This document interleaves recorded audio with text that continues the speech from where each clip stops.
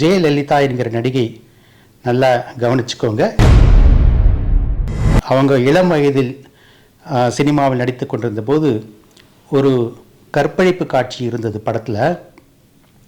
அந்த கற்பழிப்பு காட்சியை விளக்கி சொல்கிறேன் பேர் வழின்னு சொல்லிட்டு அந்த படத்தோட அசிஸ்டன்ட் டைரக்டரை என்னை ரூமுக்கு கூட்டிகிட்டு போய் என்கிட்ட அத்துமீறி நடந்து கொண்டார்.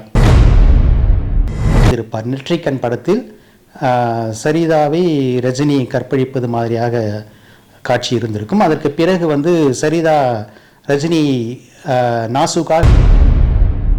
மன்சூர் அலிகான் சமீபத்தில் கற்பழிப்பு என்கிற விஷயத்தை ஒரு சர்ச்சையான பேச்சாக பேசியிருந்தார்.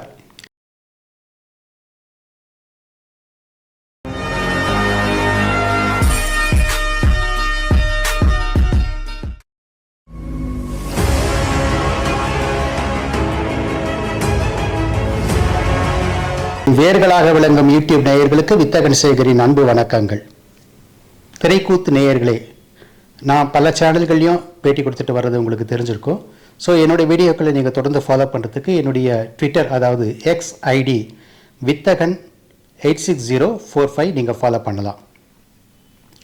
மன்சூர் அலிகான் சமீபத்தில் கற்பழிப்பு என்கிற விஷயத்தை ஒரு சர்ச்சையான பேச்சாக பேசியிருந்தார்.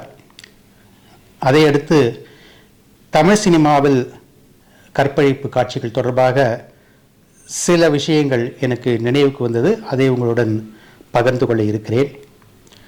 ஒரு 2 மாதங்களுக்கு முன்னால் ஜெயலலிதா என்கிற நடிகை நல்லா கவனிச்சுக்கோங்க. ஜேக்கு அப்புறம் ஃபுல் ஸ்டாப் வச்சுருக்கேன். ஜெயலலிதா என்கிற நடிகை, அவங்களுக்கு இப்போது ஒரு சுமாராக 60-65 வயது இருக்கும்.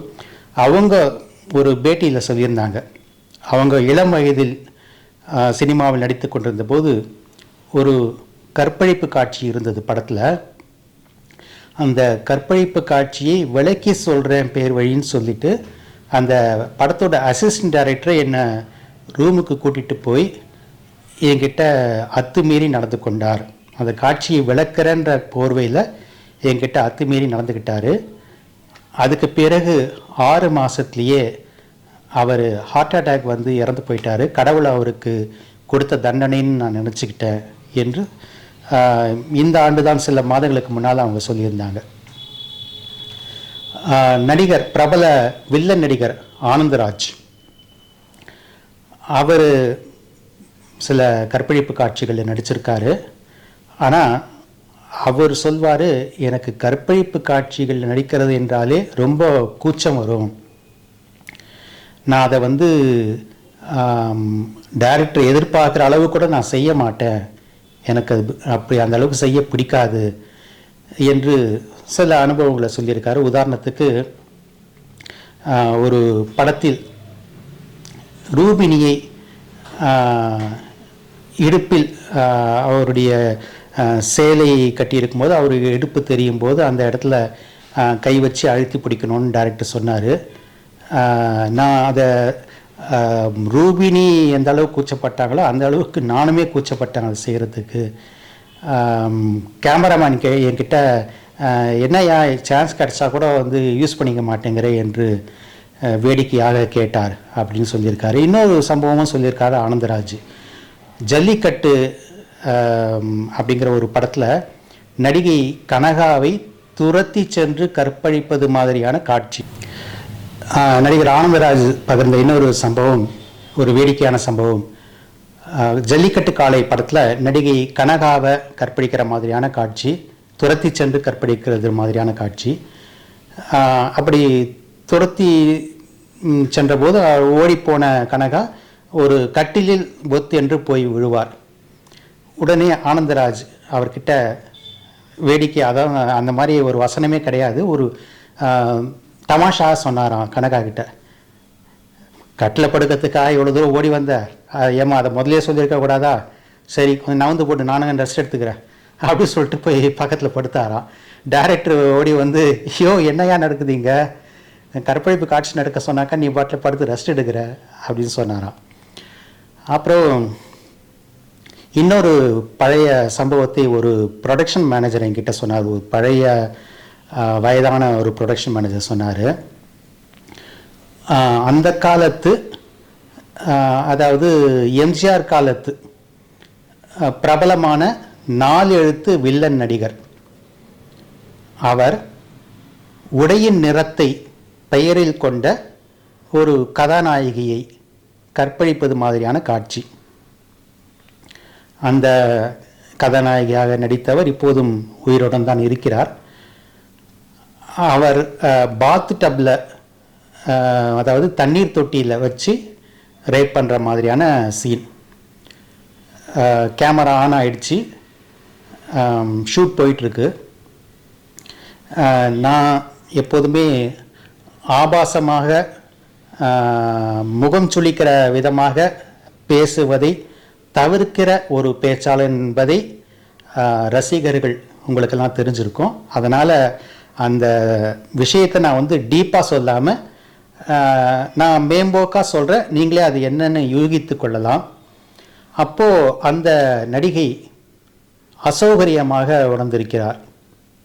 இருந்தாலும் பல்ல கடிச்சிக்கிட்டு நடித்து முடிச்சிட்டாங்க.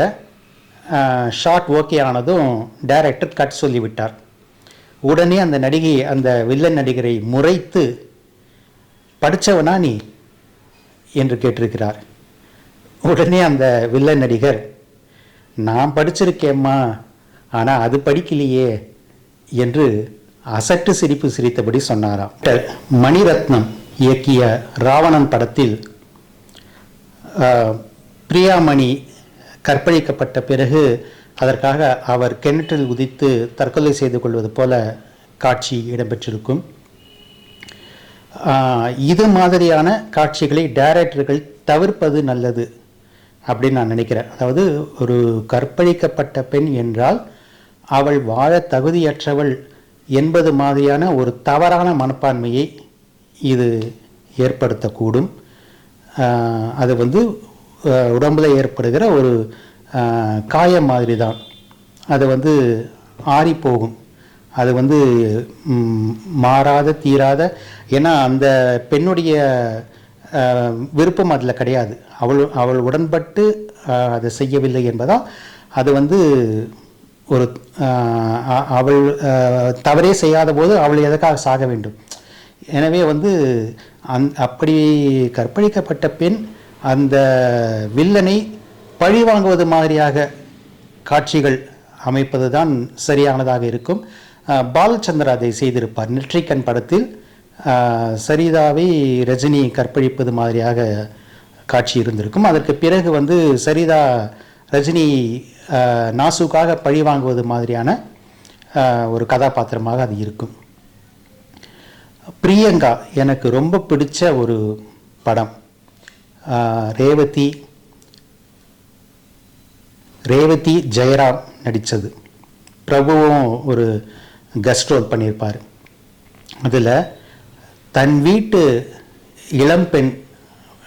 இளம்பெண்ணை தன்னுடைய மைத்துனனும் அவனுடைய நண்பர்களும் சேர்ந்து ரேப் பண்ணிட்டாங்க அப்படின்னு தெரிஞ்ச உடனே பதச்சு போய் அந்த பெண்ணுக்கு நீதி கேட்டு தன்னுடைய குடும்ப புகுந்த வீட்டையும் தன்னுடைய ஒரு கட்டத்தில் தன் கணவனையுமே கூட எதிர்த்து கொண்டு அந்த இளம்பெண்ணுக்காக நீதி கேட்டு போராடுவது தான் அந்த படத்தினுடைய மொத்த திரைக்கதையுமே. அவ்வளவு உருக்கமாக இருக்கும். அதுபோல கற்பழிப்பு என்பதற்கு எதிரான ஒரு மனப்பான்மையையும் அதில் பாதிக்கப்பட்ட பெண் போராட வேண்டும் என்பது மாதிரியான ஒரு துணிச்சலையும் ஏற்படுத்துவதாகத்தான் படங்கள் இருக்க வேண்டுமே தவிர அதற்காக ஒரு பெண் சாகிறாள் என்பதாக இனிமேல் கதைகள் வரக்கூடாது என்று நினைக்கிறேன். மீண்டும் உண்மை சம்பவங்களுடன் சந்திக்கிறேன் நண்பர்களே. நன்றி, வணக்கம்.